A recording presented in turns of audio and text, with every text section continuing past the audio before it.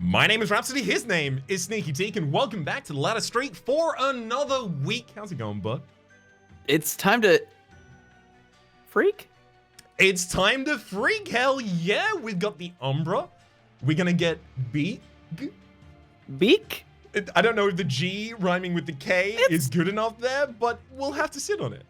We can stretch it a bit. Creative license, creative liberties. Yeah, exactly. Every week I think about this. Every week I'm like, why?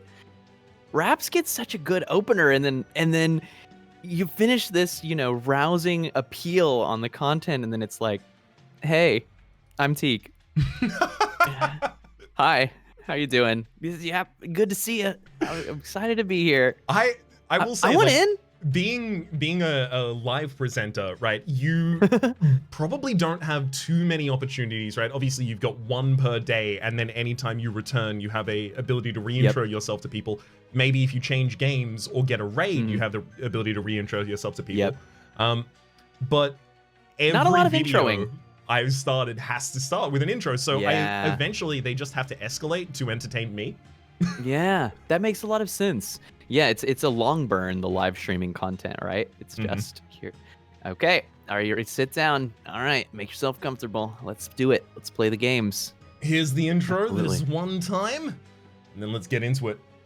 I mean, but even then, like, the intro typically is, hey, I'm here. Start some TikTok. Yeah, that's true. Yeah, it's depending on how you view it, it's maybe it's lazy. Maybe the really curated YouTube style concise content there's a lot more kind of creative investment in voice than you can have over 8 hours. I don't agree. They are different formats entirely. I would say, as someone who has had a leg in each of the worlds, the way that I have to manage the energy over the course of each of them is so different. Very true. Very true. For what it's worth, I could not in good conscience even pretend humbly that streaming is lazy. It's a very hard job. But there's a certain amount of planning that I see you do for YouTube, of really like thinking through things and doing takes and considering the content deeply, because you've got 30 minutes, an hour, 2 hours to land it. And streaming can be such an evolutionary thing. It's not getting it right the one time. You're never going to get it right the one time. It's perpetually learning from what you've done and improving it incrementally over like kind of the ceaseless infinite time horizon, right? So so very different. A lot of decision making for online content in the realm that I do, of like mainly YouTube, is you've got a lot of proactive planning, because you can't reactively plan in the middle of an episode, because you break the format by doing so, and there's very little to bounce off of, like that would make you reactively introspect in that way. So I think, again, it is just literally the formats of the two things being kind of apples and oranges. But sometimes they kind of come together in a funny way. I remember you telling me, because I once said, well, one of the advantages of being on a live stream is that you can feed off of the energy and thoughts of people in the chat room and have this dynamic engagement. And you said you would be surprised how much I am thinking about people in chat while I'm making a YouTube video and hearing them. 100%. I've got like a running commentary going pretty much at all times. It only really becomes overwhelming when something happens that I know is going to get responded to like over the top or possibly negatively. And then all I can see is every comment that is going to happen in my head.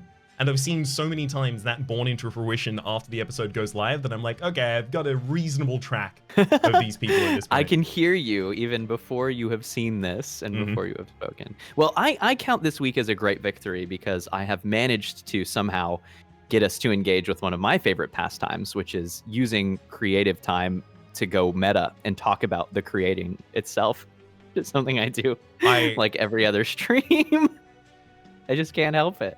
I really enjoy, as a viewer, when people do that. That is a large part of what I enjoy in when I do get to tune in to watch Teak Talks, is that exact kind of like discussion of the broader meta of these kinds of things. Because I find it like, it's not just interesting as a fellow creator, but there is so much to it that I just wouldn't have ever thought about as a viewer lest that conversation was placed in front of me.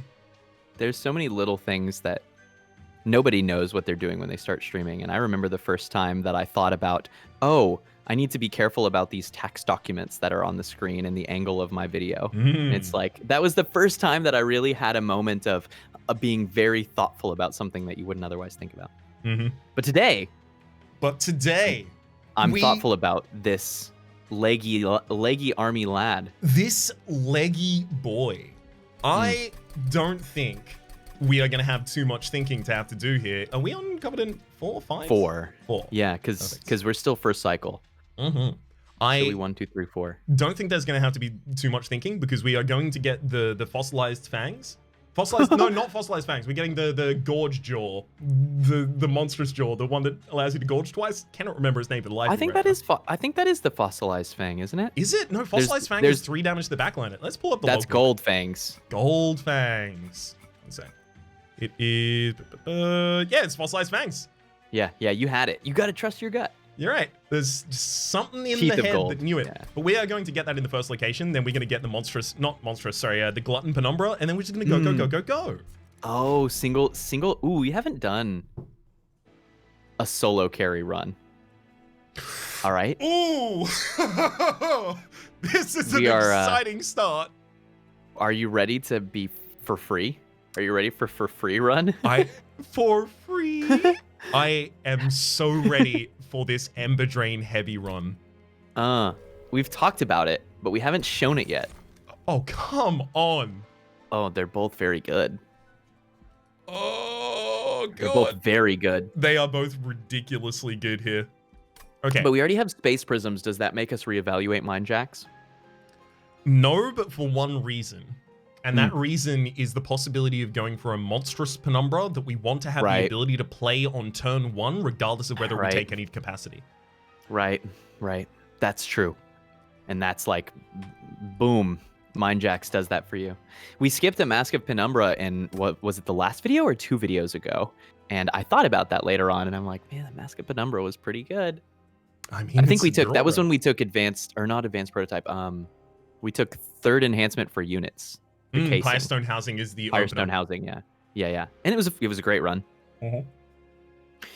Well, where does your heart lean here? I'm trying not to think too much. This is weird, but I'm trying not to think too much towards C25 because I want the opportunity to do runs that I can't do at C25, and we have that chance, you know. So. The thing is, Penumbra is always 3 by base. If we go monstrous, they increase to 4, then 5. Wait, 4 then 5? Or wait, 4, 5, and then 6, actually. They do get wow. They do outspace the floor itself. Okay. By the end. Yes, by the end. But you pretty much always have a frontline unit that's 2 capacity. Oftentimes you want to put the large stone on it as well, so a 3 capacity frontline is quite common. I'm trying to think of like what diversity of floors do we have the ability to take if we take the Mind Jacks? Because it's possible we don't even go for a monstrous build that ends up paying off at the very end without a capacity. Yeah. That's like a long-term investment. Yeah. It's possible this is an Architect Penumbra sitting behind just any Gorge unit and then playing 50 morsels on it every single time. Well, 50, 5 morsels. 5. We'll take 5, but 5 is still a lot of slots. But if that's what we're doing, we can accomplish that with the space prisms in the base deck. So doesn't that mean it's Mask of Penumbra? I feel like Mask of Penumbra is consistency. My read here is that on floor 0, I think I go Mask with the space prisms because it will be useful for us for the whole run. Whereas Mind Jacks will be useful for us for the whole run, but it might be easier to work around getting that effect with space prisms in the deck already and things like Architect to produce slots, right? But draw is, as we know, so powerful. Let's think about this from another direction for a second before I agree with you. Okay. What are we going in the next area? And the reason I ask is because there are 2 choices in my mind. The Merchant of Steel Umbra Banner, which is we are looking for some supporting unit or some kind of like proactive unit to pair with an Architect Penumbra. Because otherwise, like, our Glutton or our Monstrous is going to be able to get us far by itself. We don't necessarily have to get that unit in the second ring. But that opens up the opportunity to go to a Merchant of Magic with Forgotten Boons, which I really like. Upgrade a Void Binding, and then stupid. Yep. And I really like that path because the all 0 costs means we don't have to worry about energy costs for the whole run. Mm-hmm. Yeah. So in that There's circumstance... one other thing where Mind Jacks gets better. There's one other consideration for Mind Jacks, which I have to mention, which is Shadow Siege is one of my favorite units in this game. Mm-hmm. And I will lie, cheat, and steal to make it possible to put a Shadow Siege, or preferably several of them, on the field. And Mind Jacks is one of the kinds of things that says, oh, you've got space for at least one. Yes. Now you just need to solve energy. Yeah, the amount of times that I've ended up with a Shadow Siege and I'm like, I don't want to have to make a 6th capacity. Yeah. Yep. I will say, I make the speculative Shadow Siege pick in rings 1 through 4 every time. And then I will cut it later on a lot of the time as well, because I'm like, no, that investment didn't pay off. If you set it up, you win. That's the thing. Is if you can get it on the field consistently, which might take you the whole run to do, you win. And so, I don't know. I'm on Team Shadow Siege, pretty big time. Okay, so I'm leaning Mask here, for what it's worth. So you're leaning Mask, but you're also leaning for the Merchant of Magic going down Stygian Banner to the Hellvent here? Yes. So then our bailout, should we fail to find a very, very impressive unit in either the unit drafts possible in these areas or this Stygian Banner, is this Umbra Banner after the Talos? Yeah, and I think that's okay because we're at Covenant 4 and our lead can win the game by themselves. Yes, totally agree. Oh, okay. Yeah, like either of these can do that for us. Either of them can. Which of them should? I think the one that combos best with Mask is Glutton, I guess, but Monstrous is, since we're not seeing a lot of units, the better solo carry probably. Also, the better pair with Void Binding. Yeah, that's true. Okay, let's do Monstrous. Also, this is a fun little math piece, right? So if you look at Glutton, they get +4/+2 per feed, right? Yes. And they're starting at, what was it, 2020? I guess we can see that in the compendium. 2020 by base and +4/+2, yes. They also start with 2 life steal. You've got to feed quite a lot before it even catches up with Monstrous, and the Monstrous is also eating. Just because it doesn't have a Glutton effect doesn't mean that it doesn't benefit from morsels, right? So I still think Glutton is very, very good solo carry unit. Like, it's just an incredible unit, and I pick it all the time. But I started thinking about the fact that units don't need Glutton to benefit from morsels, and it really changed the way I look at the game. The point where they differentiate mostly for me is that the Penumbra Monstrous is larger and more effective by base. However, there are way more ways to make the Glutton powerful by ramping its consumption in some way, or Shroud spiking it, for instance. Like Shroud spiking on turn 2 for 2 energy is often enough to get a Glutton to 100, and then we just go from there.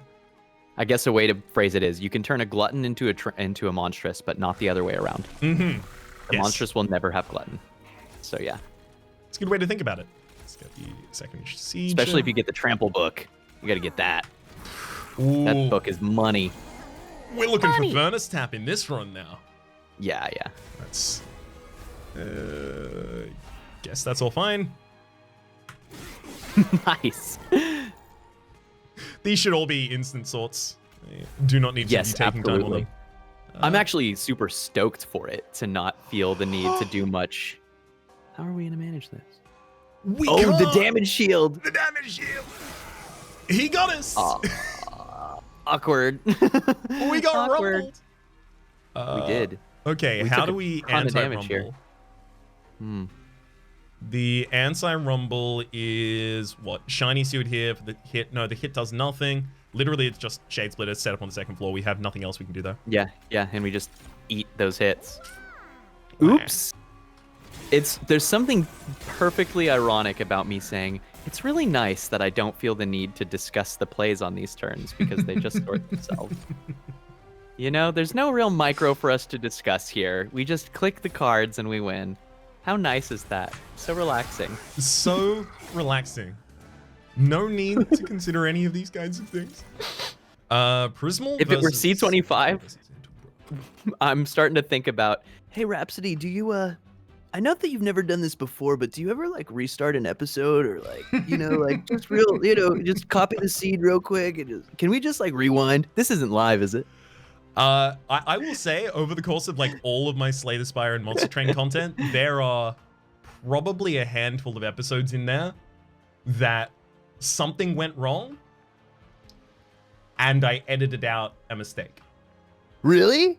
And all of those, interestingly, to bring this full circle, all of those were in response to, I read in my head the comments and they were all like, you should have known. Like, this was entirely on you. And then I'm like, you're right, it was. Well, we have never edited a mistake out of the ladder streak. Oh no, they never. are. It's real. It's no Photoshop. And anything that I'm doing competitively, like the Heartbreaker Chronicles, the dailies, like anything that involves another person, none of those are ever edited in that way. But there have been like a couple of Monster Train episodes where like I had a mistake in a fight, and then I just cut out that fight and rebooted back to the main menu and went back in because it was a huge, great run, and I made one mistake that killed it. I think that's totally fair. And also, you know, when you don't do it, it makes it more exciting. Like this run, we still have 58 health. You start with 40 at C25. We got Monstrous. Dog, that was just a kindness that we offered to the train. So it was. Here you go, Winged. Do you want this Antumbra? I don't know. I'm actually sitting here thinking, what if we don't go Antumbra?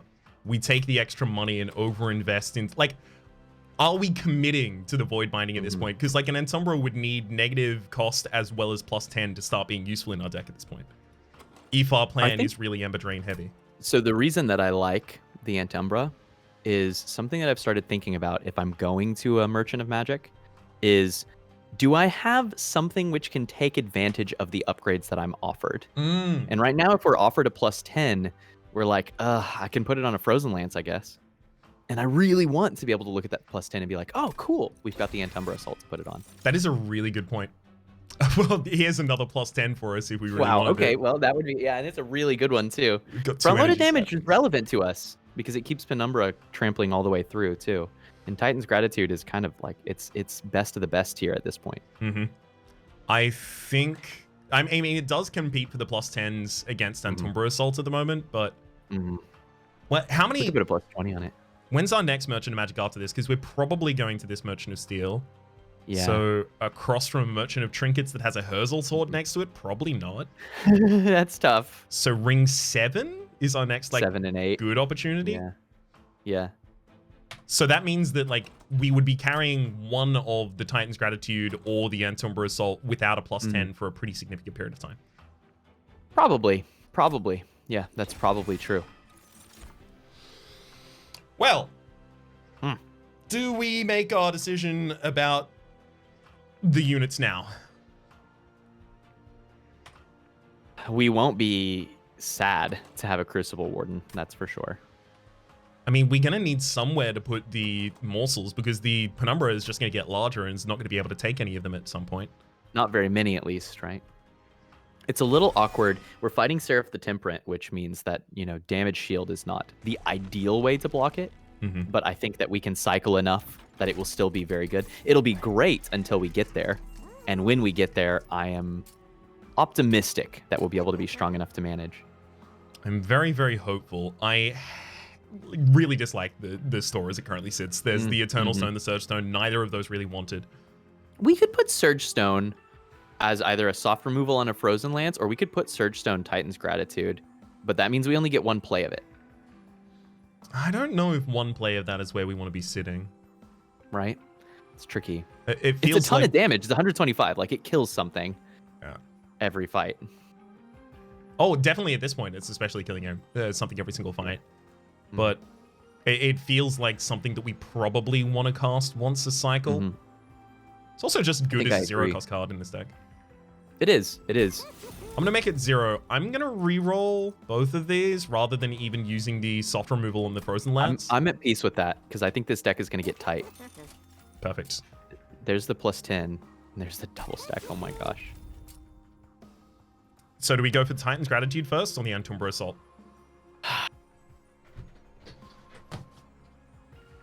So I think that the choice which is correct is Titans because it future-proofs our frontline damage for a longer time.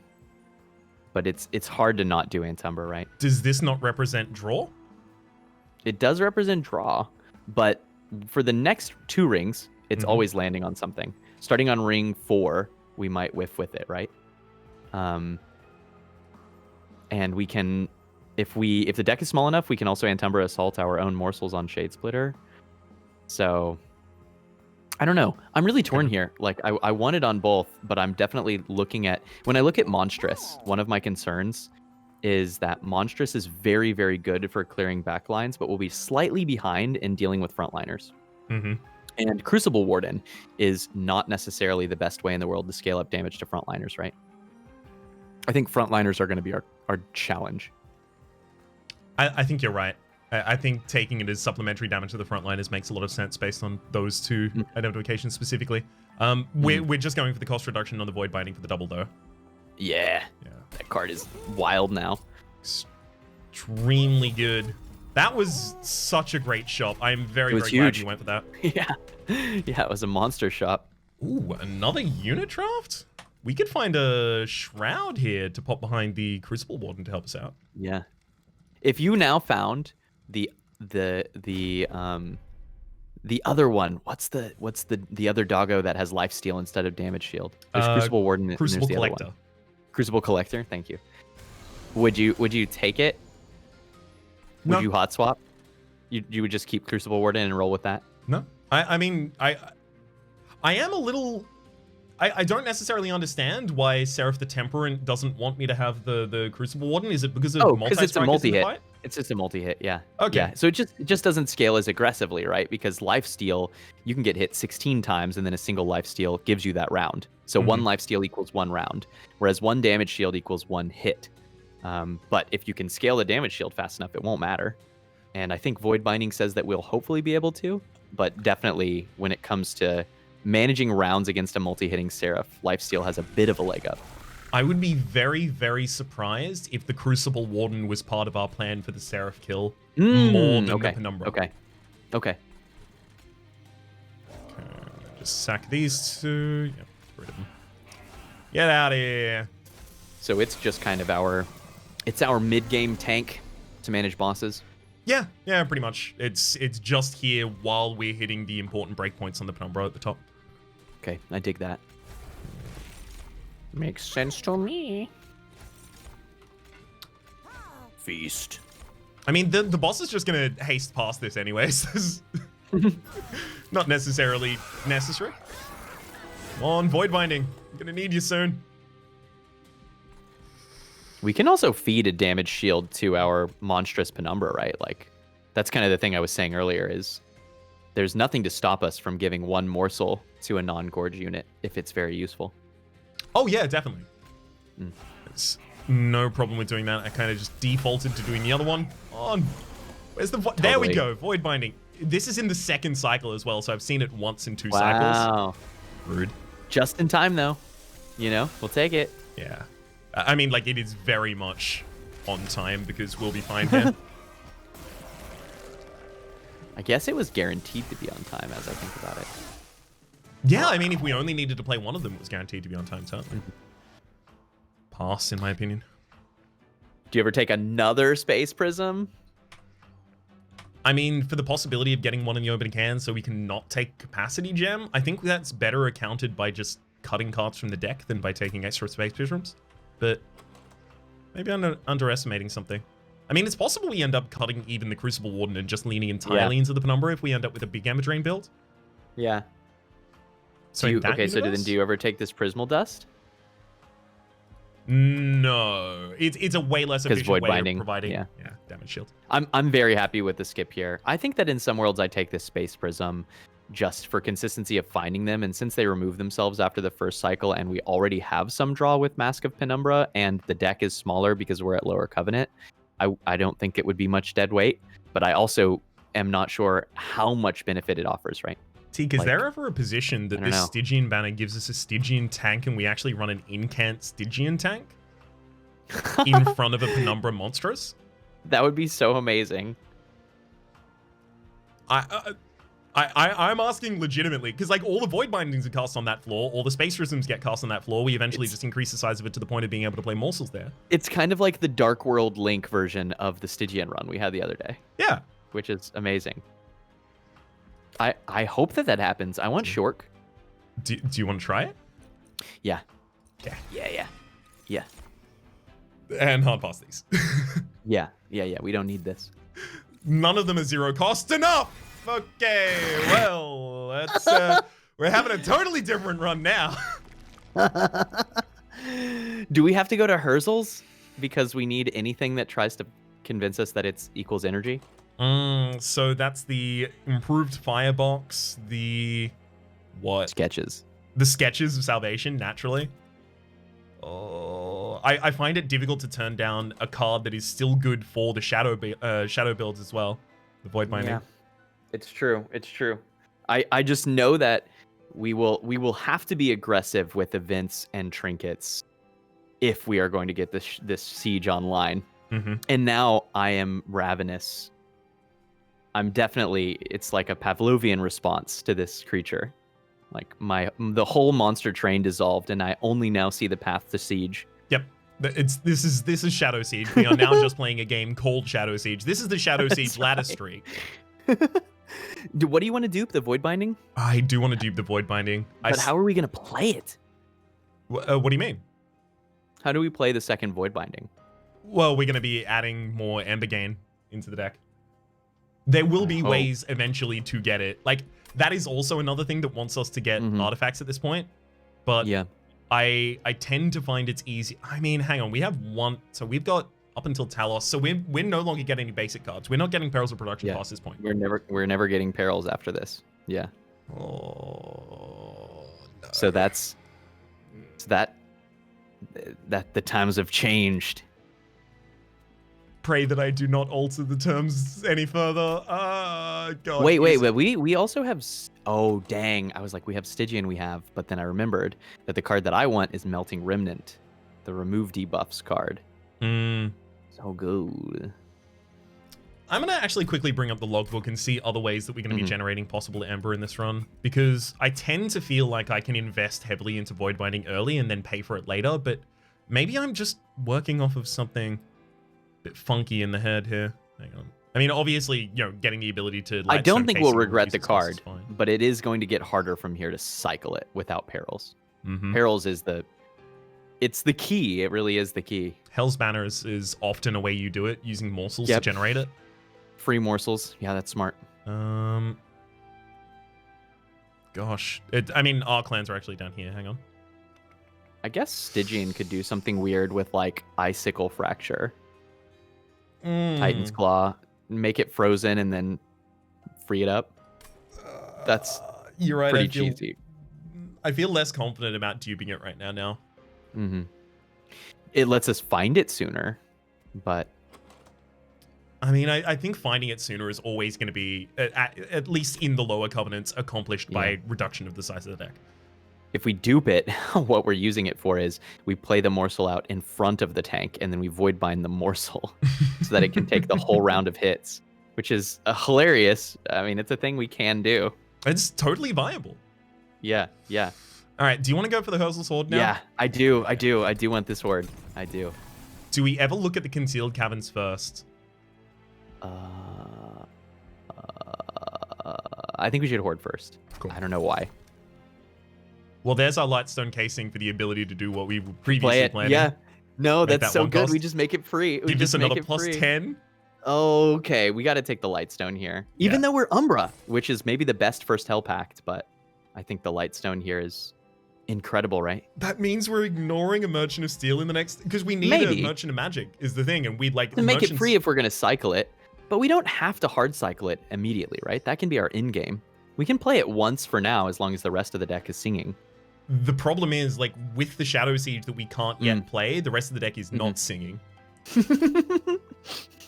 So I'm worried. This is not his song, Teak. How often do you find yourself taking anything from this event, Teak?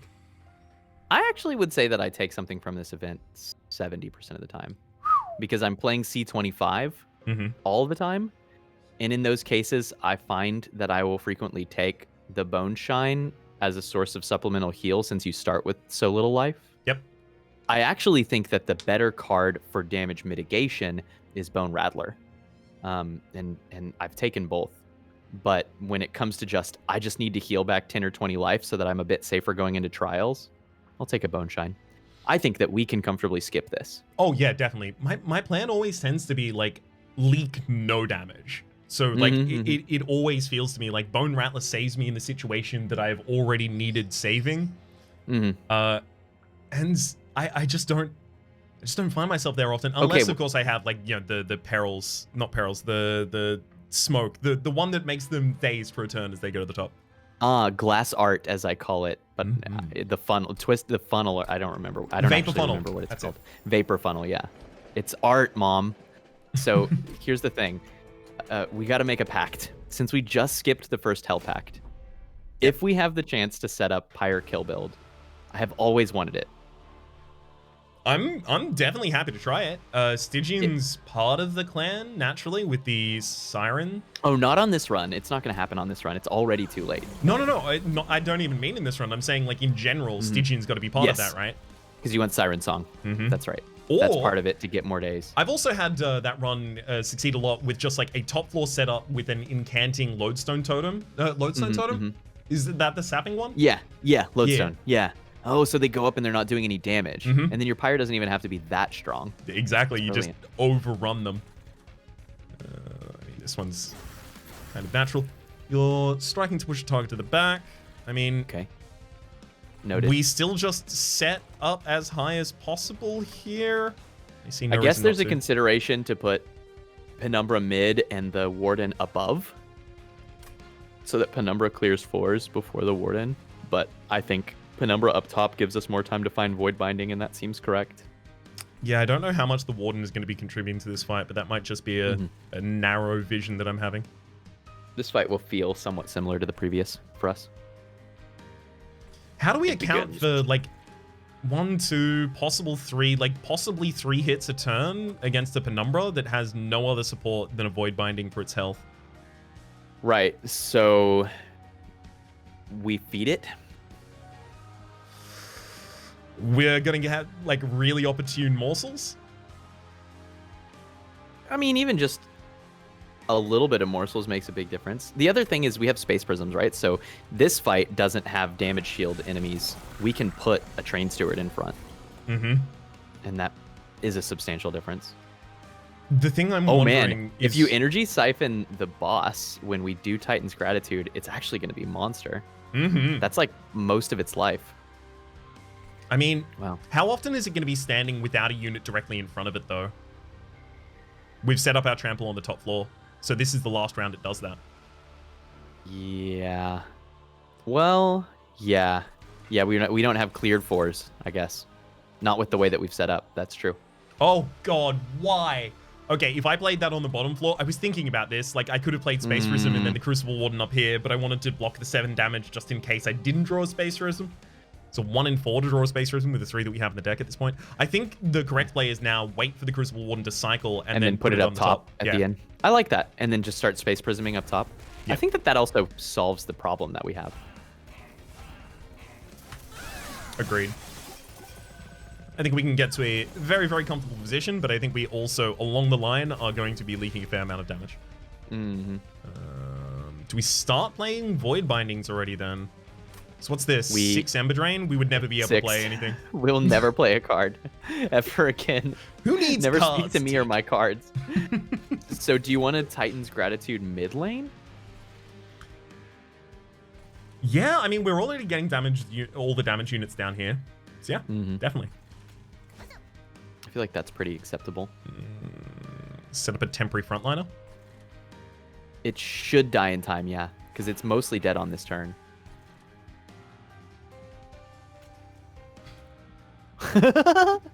Get him! Get him! Oh, you did your solid grow up 4 to be damage. Strong. What are we doing? Hey, no dazed up top. 9 I mean, it's really real. Oh no, there's the break wave. We might get a chance to Titan's Gratitude, Talos. Here's hoping, because I'm going to continue setting up the weaknesses until we do it. Okay, that's always going there. Do we? I guess spell weakness would have set up this Antumbra Assault on one of the small units. That's a curious thought. I mean, we can already do that on this. Yeah. That's definitely. So I think I want to let the Shiny Steward die so I can get a lifesteal out on the Morsel Excavator, as well as just some extra damage. Agreed. Nice. Ooh, Titan's Gratitude helping us actually pre-take down this wall. Yeah, that's nice. Could certainly be a lot worse. I'm really loving co-piloting this game because there's a real joy in watching the game get played out, and there's this kind of dance where it's dancing around my play, and I see a divergence sometimes when you play something differently than I would have done it, and then a convergence where it comes back together. There's so many successful ways to play this game, and I really like that expressiveness. I had this conversation on my stream recently where someone came in and they were like, yeah, but ultimately these games are solvable. There's a correct way to play the game.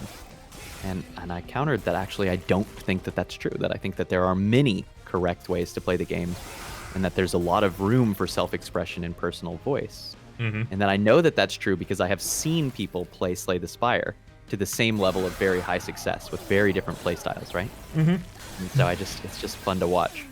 This is less fun to watch. I made a giant mistake. I forgot they were going to push the Crucible Warden back. But we lived. It's okay, we lived. It's fine. Everything's fine. When you look at this Spike of the Stygian, does it make you think at all that maybe there was a world where we took first Hell Pact?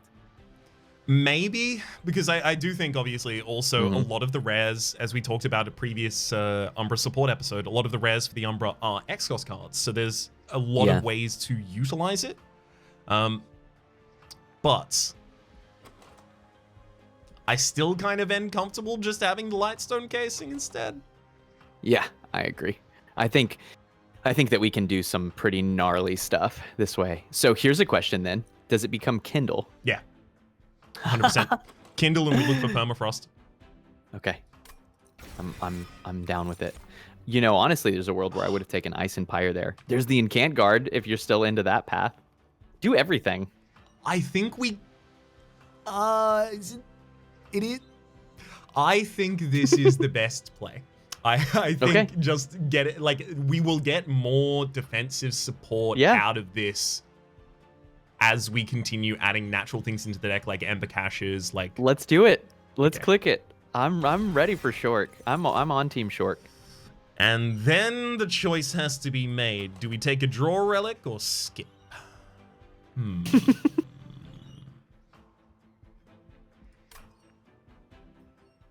Draw or skip. Those are the only two options, Teak. Draw or skip. Oh man, I'm actually kind of like conflicted here in a couple different directions. The only thing I don't want is the Fell's Remorse. So literally a couple, actually two. You're considering taking a pip so that we start on 6.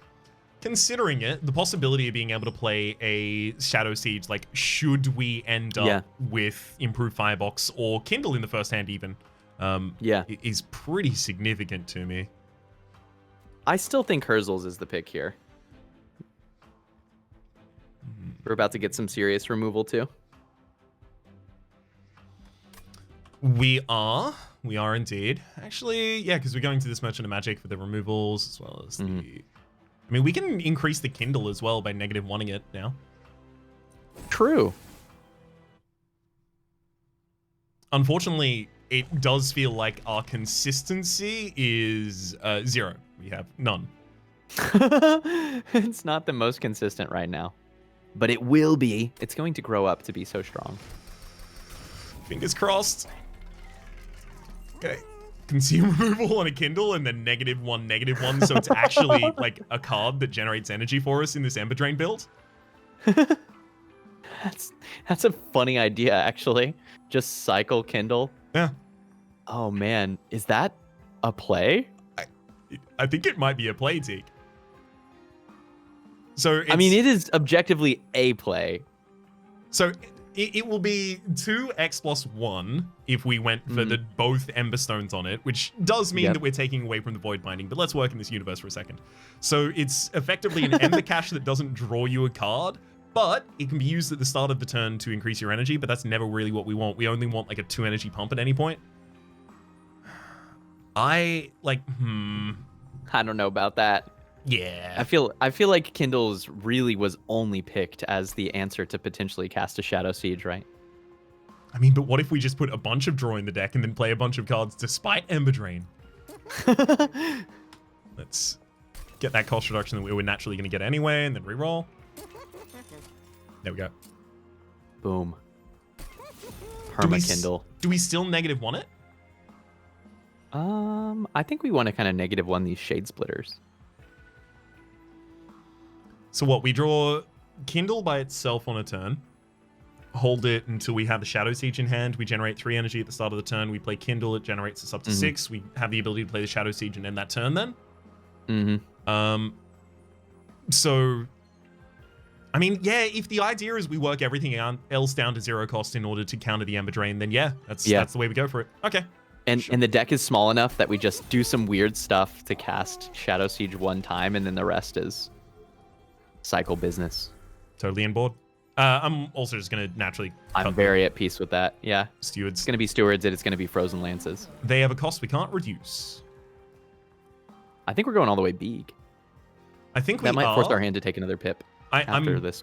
I'm starting to think about the possibility of, like, Shadow Siege and Penumbra going to want to compete for the same things a lot of the time here. Yeah, that's fair. So we've got a Shadow Siege lane, a Penumbra lane, and the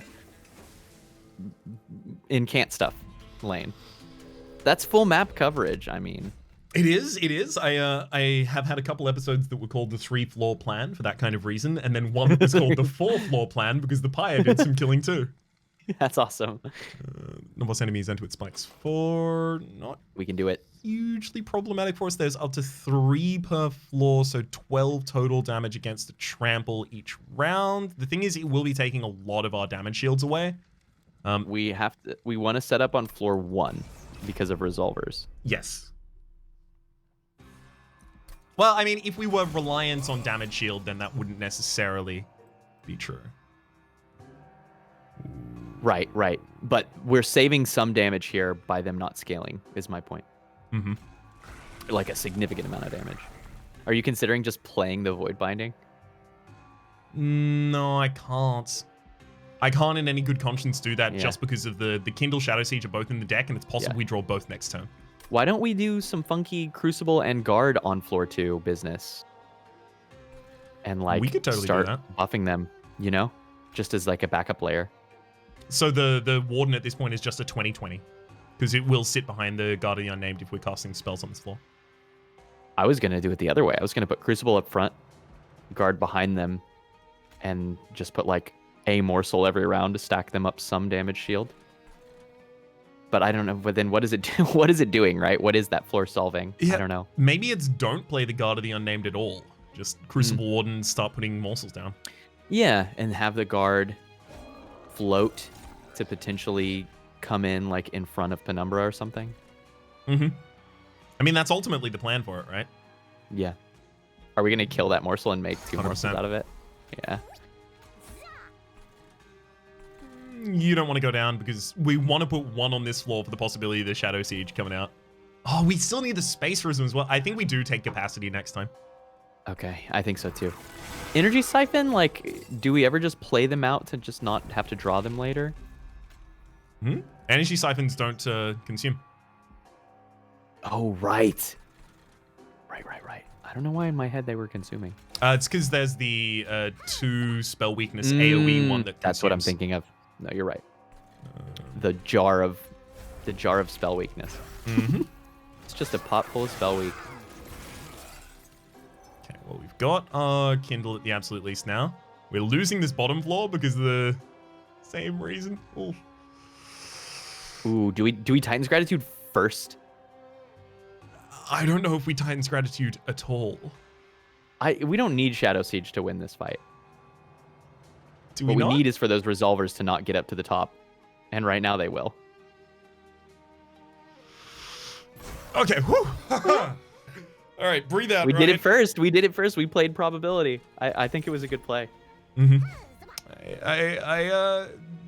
I was just very worried. Too worried. Yeah. Space Rhythm, throw the shiny sewer down. It dies this round, actually. Perfect. You did it.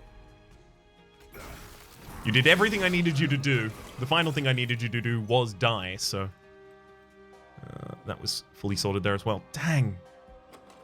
One turn off the Shadow Siege. Do we start with the Void Bindings now? Because we're going to lose all of the damage shield from it as we attack these enemies with the spikes. Which means that if we don't play Shadow Siege, I think we actually do lose this fight now. But we're ready to play Shadow Siege in time. Does Spell Weakness, Frozen Lance, get us to where we're actually killing one behind it? I mean, regardless, it's something we do. It does. It does. It gets one down, which is a big deal. Mm-hmm. Makes this floor a lot easier. Maybe we are Void Binding here for the Rage, too, actually. Really? Rage 12 is a big deal.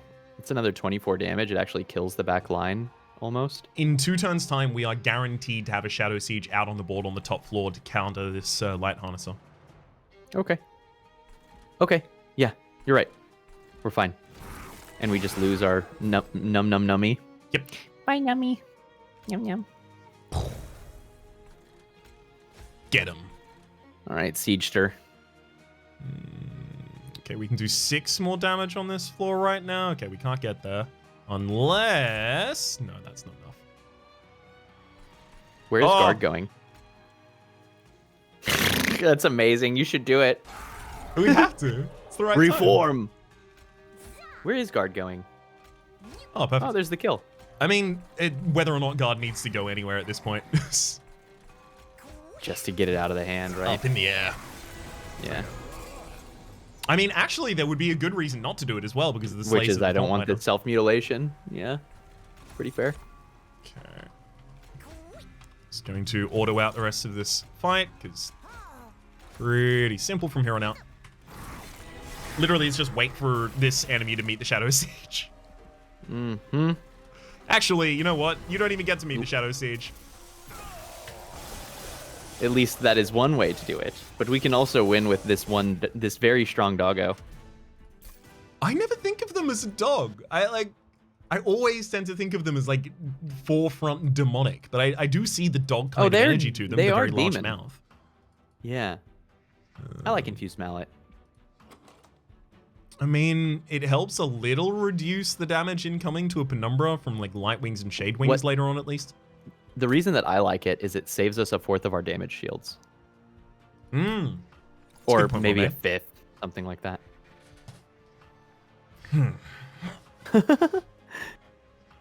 I think it's nothing. Yeah, I feel like Wretch is going to be way too much, right? I think Wretch doesn't really make sense. Gem Trove is too expensive to really make sense in the ideal version of this deck, and that engine upgrade is already kind of surpassed by the fact that, like, either we're generating the energy on 1 turn to play a Shadow Siege, or we're running with 0 energy.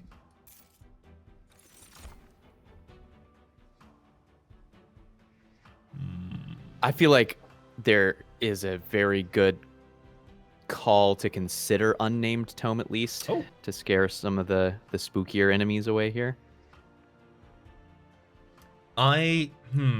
So what, like floors full of Wilt Wings and stuff? Silence. Let's see, yeah, Wilt Wings is a good effect that we still have to deal with. We still have to deal with... I think there's another enemy that triggers damage shield. Ember Drainers is a purple... That's an ability, right? That's a silenceable ability. That's a silenceable ability, but also the deck is kind of built to possibly counter that kind of thing. Yeah. I hadn't given it a lot of thought. To be honest, every time I see Unnamed Tome, the part of my brain that says this might be a useful sideboard item kicks in, because there are fights. And then we have to have this conversation of, okay, which of those are we actually worried about?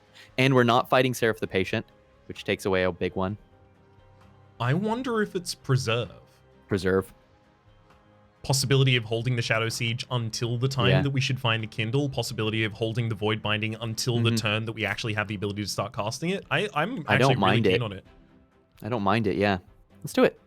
Cool. Otherwise, I'm pretty skip intensive because we have a lot of monetary needs still for upgrades and removals. So which does that push us left? It does. Like, this is really hard to turn down, but we just don't have enough money. We don't. Wah. I mean, it's not like this is no value. No, this side is incredible. Okay. Well, I see. It's possible. Now, Titans every turn is interesting because of this permafrosted business that we've got going on. I like Power Stone and Cost Down and Tumbra Assault at least, right? I feel like it's time to get that online. We could even make that holdover. I wonder if we want to look at That's the cool. event before we do this, though. Okay. I like it. Okay. Good. So a +10, -1, and hold over here, and... we don't hate that Trap Shoot. I like Trap Shoot here. Yeah. It needs to be free. This is not a hook run. It feels and like I like Trap Shoot. Trap Shoot could be put the Shadow Siege behind your bottom floor. It could be. But even beyond that, like sometimes Trap Shoot just says get 2 free turns against a boss. Right? During Relentless phase. Sometimes that's more than enough, but yeah. if I'm not usually like overstacking with it, or if like I don't have like a real crunch in my early couple turns that it might help me address, then typically I'll just avoid it for not having another card in the deck. Yeah. Obviously matters a lot more at C25 though. Okay, so... The Stewards have been good chump blockers for us until this point. I think I might have cut 1 Frozen Lance and left 1, but we're going to do both at some point. So it doesn't... Yeah. I'm not really concerned either way. It's just an interesting one of those positions that's maybe slightly different voice, right? To where I frequently leave 1 or 2 Train Stewards in for that purpose. To me, like, the Crucible Warden is currently a Train Steward, so is that's our Train Steward now. Guard of the Unnamed. Yeah. They're Train Stewards that get drawn naturally early as well. So, and the fact that their priority increases our chance to find Kindle before our Shadow Siege, actually. Let's do the 2 obvious ones. We could also re-roll and go for another 2 low-cost ones. Possibility of reducing the cost of another Shade Splitter for the sake of continuing the Mask of Penumbra effect. I kind of like not buying this holdover. But I do... Well, can we see the next ring? What merchant are we going to next? Merchant of Steel, almost certainly. There's a Hellvent on the other side for the possibility of duping Void Binding instead. I mean, we actually could go for duping Hellbinding, getting the Herzl's Horde here, save money in this ring, go for the Forgotten Boons and the Merchant of Steel and the Unstable Vortex in the final area. Well, second final area. Ooh, I'm liking that. In that case, I like a reroll here to make 1 more thing free. You don't want to save money? I like making another chat. So I like making specifically this do 125 and making one more Shade Splitter free quite a bit. Save the money on the holdover and get to the point to where we can just keep the Shade Splitters and that's not removal debt because we have so much removal debt otherwise, right? Yeah, like pretty much every one of the cards that is from the Stygian clan can get the hell out of this deck. Yeah. There's no sweep involved in this whatsoever. The Sycophants, I mean, like, they will be dealing a huge amount of damage. We just have to have the ability to actually get Void Bindings out here. Frozen Lance Penumbra pretty much manages the Sycophant thing by trampling them all at once. It has no life so much support, damage. Though. Yeah. How are we gonna? So this is scary, actually. It's a bit scary, but I think we will be able to do it. I mean, obviously, you know, there's the Infused Mallet helping us out a little bit as well. Is this a floor 2 or floor 3 setup with Penumbra then? So the benefits Instead of floor 1. Floor 2 getting gives more the ability to use spells. Getting more time, spells, but also more time to set up Space Prism, to feed them, to find the Void Binding, all that kind of stuff. Just so that they have, like, if we think that the waves are going to kill Penumbra without support, then we want more time to find that support, right? That's kind of how I'm thinking about it. Okay. Do we need trap shoot at all in this deck? We could play the trap shoot right here. I think that would be fine. I like it. It's a lot of savings. Oh, yes. Oh, yes. Nice. Nice. That's a lot of savings. Turn. It is. And we even have the setup as well. And it means that we can play the Void Binding without reservation. I should have kindled on the bottom floor. Okay, so... You do that really well, by the way. You have a very, like... You are able to say, oh, I could have played that slightly better, without then also being caught up on it. Micro mistakes are going to happen constantly in these games, so there has to be a balance between like being able to find opportunities to improve without being worried about them. And I think you do that really well. I appreciate you saying so. I do find myself a lot of the time recognizing that if I gave as much attention to each of them as I wish that I could, then I would talk about nothing else. Yeah, you would never be able to play the game, right? Mm-hmm. That's a really important balance. Okay. Do we want to start getting morsels behind on the top floor? Do we... I mean, there's no reason to continue supporting the bottom floor that much. I think bottom floor was mostly just to get out of the way, right? And I imagine that we just basically need Penumbra to live long enough to help us deal with the waves, and then Shadow Siege up top is our end game plan. Yep, I think it's time to start the Void Binding train. I would Void Binding the Penumbra, though, one time just for the Rage to help us clear the rest of the waves. I do think that's worth. Okay. I mean, my plan was for the Titan's Gratitude here, but then I had no plan for the second wave, so I think that's right. Yeah. And then I actually free up the Titan's Gratitude for the bottom line if I want it. Nice. Or even the top line. And the deck is pretty small. Damage there. Oh, that's not bad either.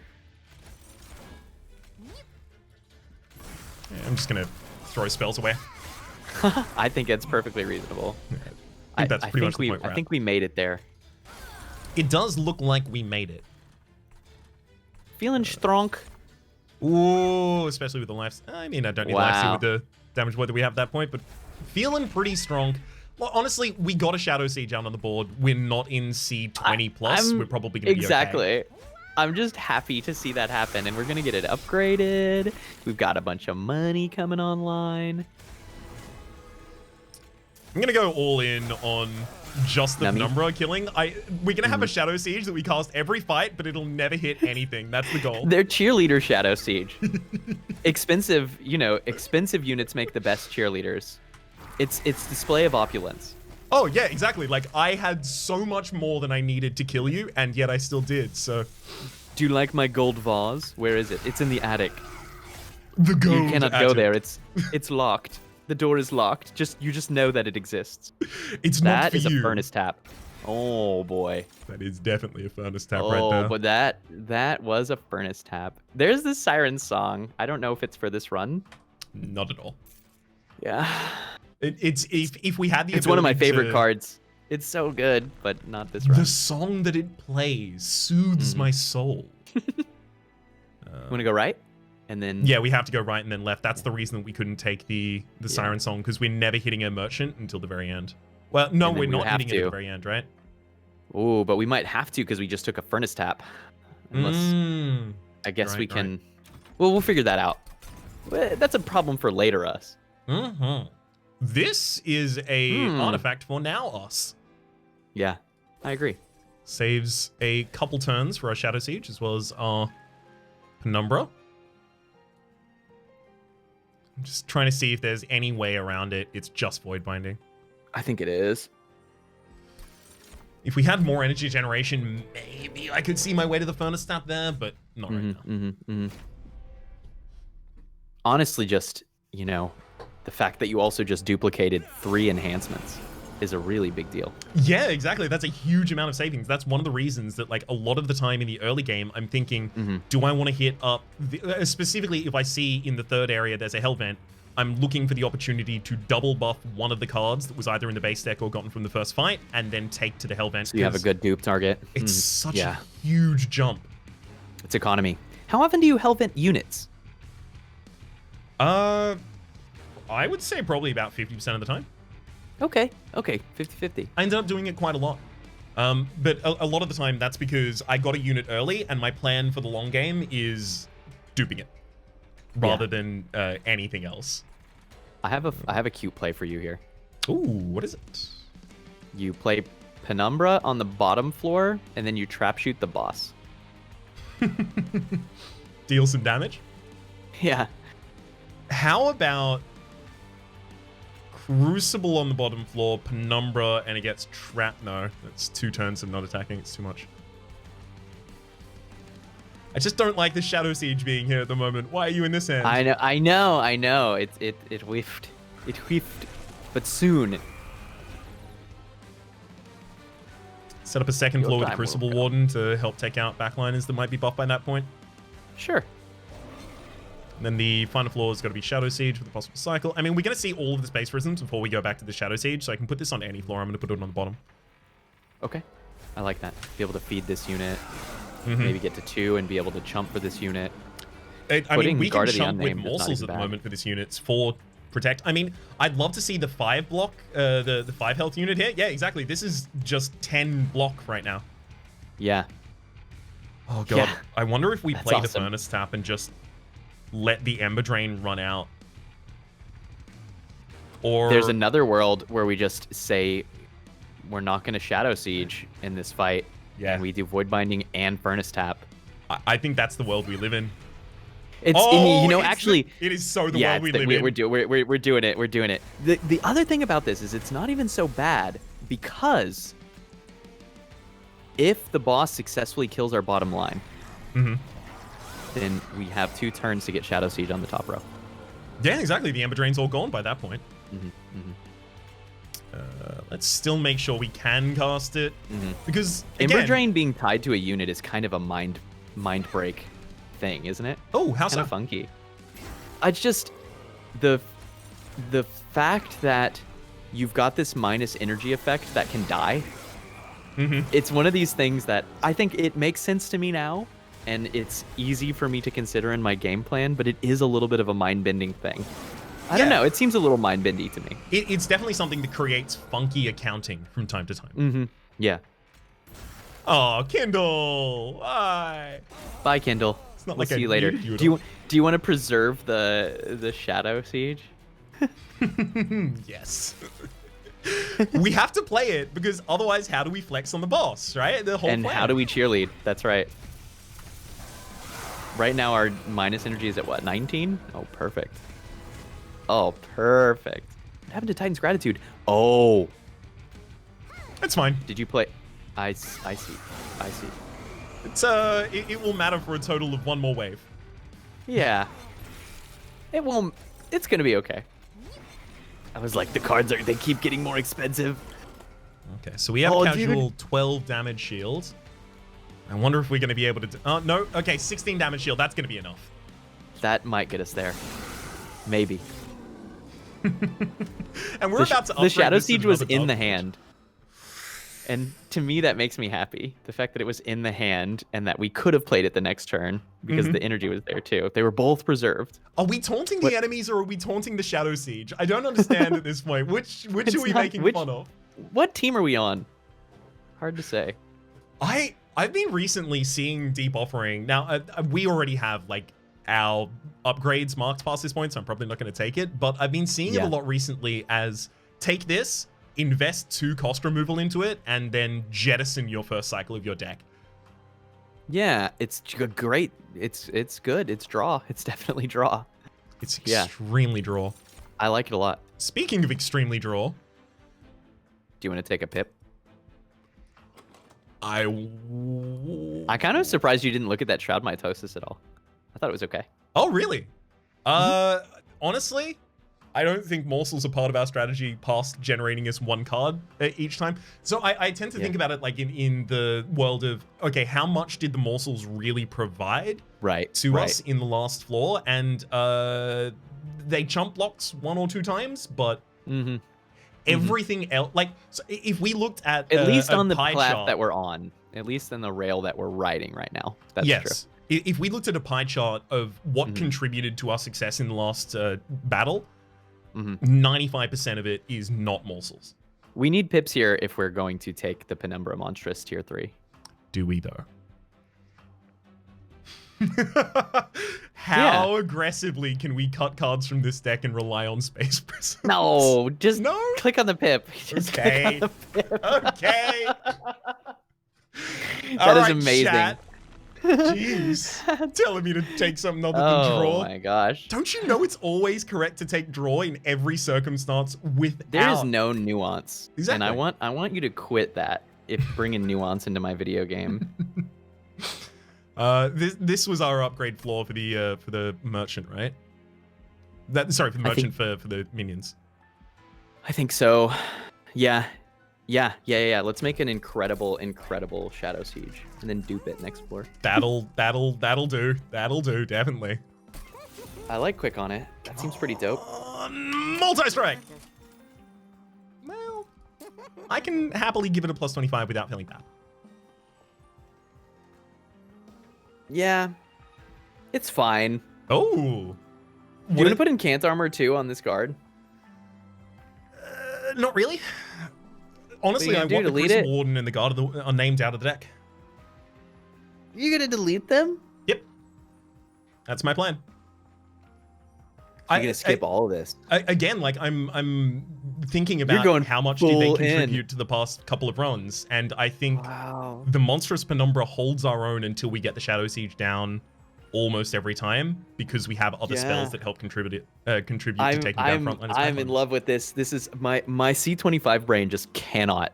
It's like short circuiting right now. It is like you cannot just put your champion out and press end turn. You can't. Like you have to use strategy in this video game. But you can't just print the money. No, you're right. Okay, sure. Just take the health? Yeah. I wonder if Runestone was more health than 25. Maybe. Yeah, I mean, we probably do end up casting things on that floor past some point. Double removal here, I think, is just Frozen Lance. I like that. I think in the next area, I am going to petition, like, cutting both the Guard of the Unnamed and the Crucible Warden. Let's get there. Let's not do that one yet. Let's get there. Let's see what happens. Let's keep those Trained Stewards in the deck for a little longer. You know, they have a probabilistic value, which is they make the average Shadow Siege draw turn 2, which gives us more chances to draw the energy so that we can first cycle it. That is the giant benefit out of having them in the deck at the moment. Pyre Wings. I mean, look, damage is never really our problem here. I think we just... Not anymore. Take this. And we did a good job taking Titan's Gratitude. I think that was really forward thinking. Yeah. Really, really glad we have that. Okay, so we don't want to set up on the bottom floor for the possibility of getting this Ember Drain, because we may get the Kindle as well as the Big Boy next turn. Second floor also set this up to potentially get the Collector, which feels important to me. I like that. Do you ever trap shoot this Ember Drain so that they don't Ember Drain us also? Yeah. They'll be dazed next turn. It's cutesy, but like, seems worth. Super good usage of it, in my opinion. And then just sack these units pretty much wherever I can get them. I could throw you away on the bottom floor, but then we just get guaranteed Ember Drain in 2 turns' time. Are we letting the Crucible Warden cycle now? Yeah. We could put a top row to kill Collector up there. But then Shadow Siege goes what? Bot floor? Bot row? I mean, it is quick, and then if I gave it Furnace Tap, it would be taking down the 2 frontliners. Yeah. That's actually seems fine. Yeah. On board. Hey, nice. And we do get the Kindle before we got the other one as well. Unfortunately, we do get that's huge. That means we need to be careful about playing Titan's Gratitude if we are allowed to avoid it, which we may not be. I mean, you're right. Should we just hold our breath and cast? What? No, you know what? We might be okay, because how much damage does our Monstrous Penumbra do right now? 170. And we're about to start drawing Void Bindings, which have Rage. You're right. As long as I think draw the Shadow Siege as well as at least 1 Void Binding, we're fine next. I mean, we get the Shadow Siege next turn anyway, so we always know that every Void Binding drawn from this point on is castable. So yeah, you're right. Yeah. Which I think just means sack units on other floors, just get rid of them. I think so. And like maybe play a Frozen Land spot row just to soften it slightly or something, but otherwise I think we've pretty much solved. Where are we playing the Space Prism? bottom floor for a possible, like, just one morsel can sit on each floor to protect them. Yeah. Here's hoping then that we get the beads. Damage shield morsel chump is pretty sick. It is pretty damn good when you get that. What is the other effect that you can get? There's another effect, I think, from Melting Remnant that I paired with that before, and it's just ridiculous consistently. What is it? I'll come back to it in a bit. I may end up having to look at the logbook to remind myself. Okay. Okay. There's the Void Binding if we want to clear the Gilded at least. No. So I actually want to hold just for a little longer before we start using Void Bindings for the Furnace Tap. We're getting Ember drained here by the Pyre Wings. Yeah, but only for one. So it's still castable at this point. True. It's just as soon as we play a Void Binding, we're not getting Ember Drain out on the board anymore. That's very true. I mean, look, if the Shadow Siege is always taking down the frontliner, then the maximum health that comes to the second floor is pretty much exactly what we're currently represented with. And that's like 2 Void Bindings from being able to kill. Okay, I think we just go. Yeah, I don't want to leak this Light Wings. I think that's pointless 10 damage. If Furnace doesn't happen, it was ready. It was ready to rock, and we told it no. I'm so sorry. Next time. Ooh. It's definitely one of those things to where your brain is like, I know the path that wins, but it doesn't click the cards that I want to click. And I don't like that. But I want to click different cards, Teak. But you know, that's part of the fun. That's part of playing a game for fun, is sometimes click different. That's like gonna be that's like my stream tagline, right? That's a very businessy tagline. Click different. That's like an Apple kind of like logo for a new product release. Totally is. Sneaky Teak. Click different. You also need like a little bit of a marimba vibe to play behind that.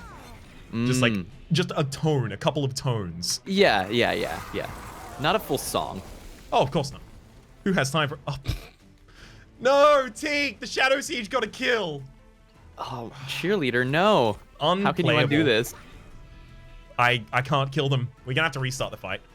It's the only way we're gonna be able to manage. It's kind of cool how much damage you just did with that Titan's Gratitude. It's really impressing me a lot. I will say I've been taking Titan's Gratitude in my own time a little more commonly as a response to its appearance in a couple of videos. Obviously, it's the...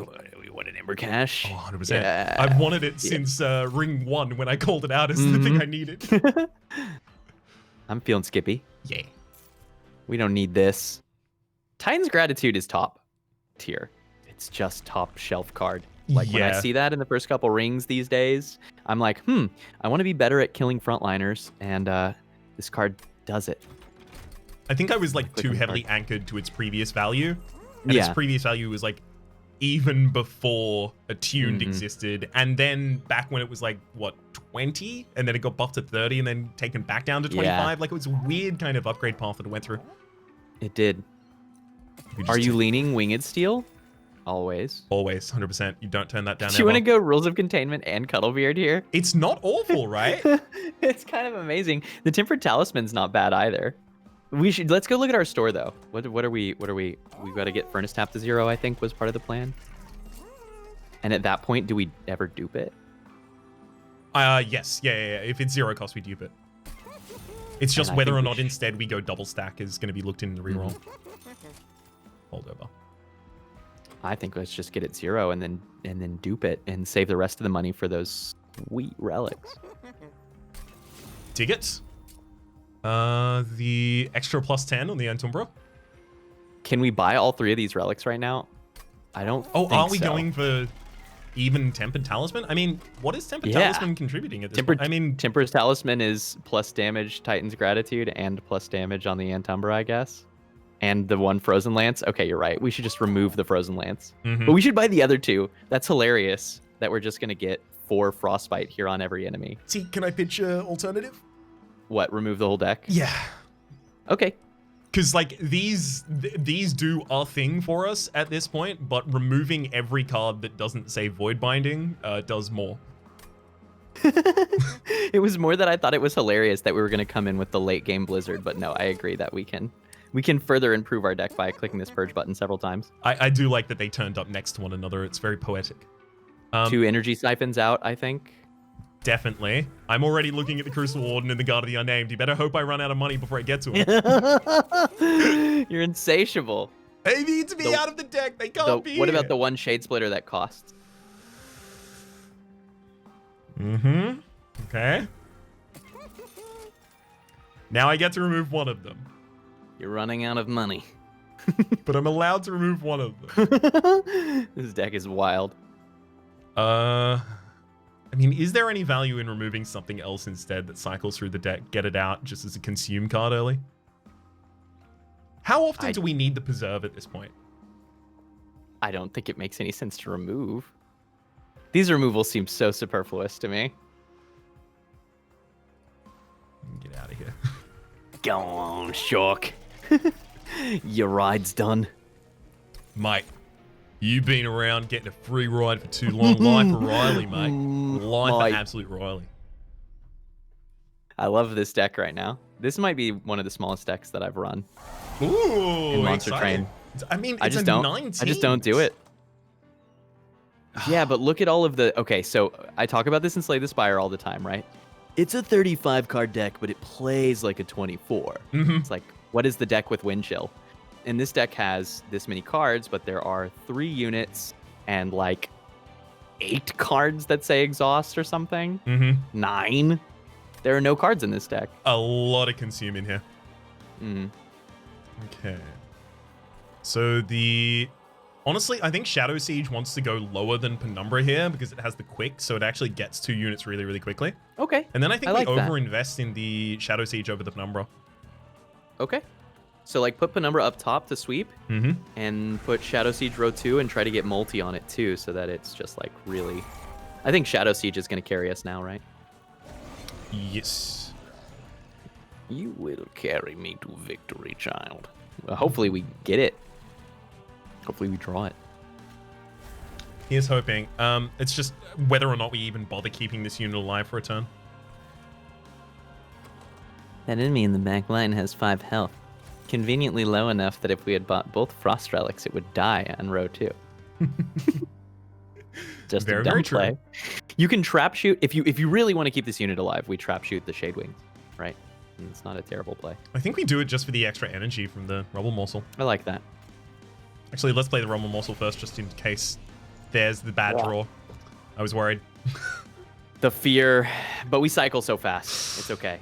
We do. But this means we have to do some surviving. And you'll have to skip very many of your precious cards. I don't because like 4 of the 8 cards in the deck are cards that we have to not play right now. I mean, does the Ember Cache... No, the Ember Cache doesn't really change the metric there reliably, at least for us. And we want to play it anyway to accelerate back towards the Shadow. Teak. You can play them on a morsel that's up front. Or we could have, I guess. Or we can play them on morsel in the back line for damage. Yeah. Yeah, do that. Get him. Get him? That's significant damage. It's not nothing. It's not nothing. And then 1 on this floor.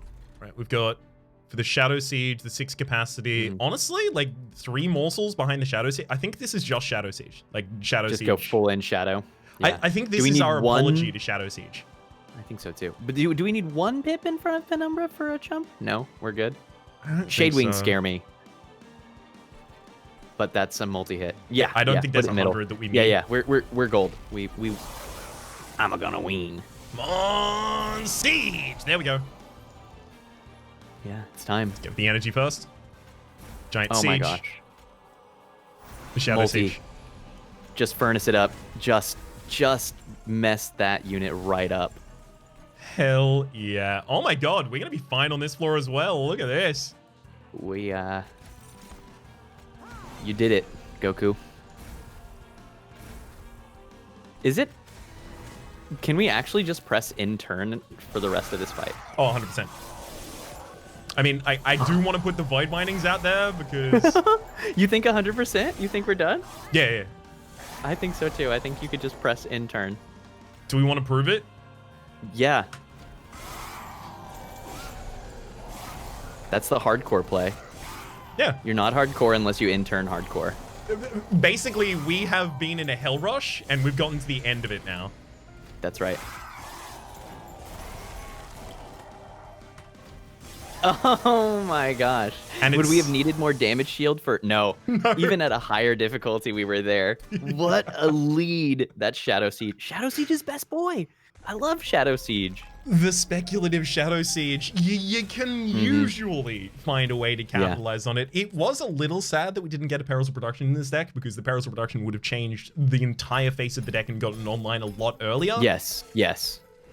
But and much less finagling with a couple energy costs or whatever, right? But I think, honestly, it's still a good position to be in, to get the Shadow Siege online as late as possible, because then you realize... This is the first time I played it. I played it on 4-7, and it still destroyed everyone. Yeah. That's part of the reason why I like it and why I'm willing to take it so often is it can be a problem in C25 that you have a bit less consistency for the first 2 turns in terms of your other priority draws, but generally you can live through that. The priority system will protect you, and then when and if you get it online, there's your in-game answer. You know, you can do so much with that unit. It's just got the big stats. It's such and if you're having the best day, you get 4 Sketches of Salvation Shadow Siege. Shadows of Salvation Siege. We are invariably, over the course of this, going to have a run that starts with the Sketches of Salvation and then suddenly having to scramble to find a unit that we want 4 of out on the middle floor. I think Sketches is... I'm honestly usually pretty hyped to take Sketches floor 0. Oh yeah, every single time for me. Yeah. Unless... Unless I have no other minions, or like way too many minions in the deck, like a bunch of Dregs and Queen Simplings, or I'm in the situation where putting out my 4 Train Stewards on the middle floor will actually kill me in the first fight. Yeah, that's pretty fair. Sometimes you have to live through the next fight, right? Absolutely. Well, this has been a pretty good run. We've got the custom challenge code up there at the very top. Fastest going approval. Hey, Teak. Hey, Raps. Is there any question that isn't necessarily like a frequently asked question that you answer that you think is something that people are curious about but aren't asking? That is a hypothetical right there. It's a hell of a hypothetical. I'll give you a bit of time for the possibility. I mean, I have a different tact if the hypothetical doesn't necessarily resonate, though. Wait a minute. A question that people haven't been asking that I wish that they have been? You already... That you think that they would have asked? About my stream? You have a stream? Oh. This is me, blindly moving around in the darkness. Like, there's a segue here somewhere. I gotta find that segue. Is there a question in the infinite space of questions? Imagine that you're in the 4th dimension. Yes. Oh my gosh. The question that I want to ask is, what is the most rapid possible outro that it's possible for us to do at this point? That would be the real subversion of expectations. It would.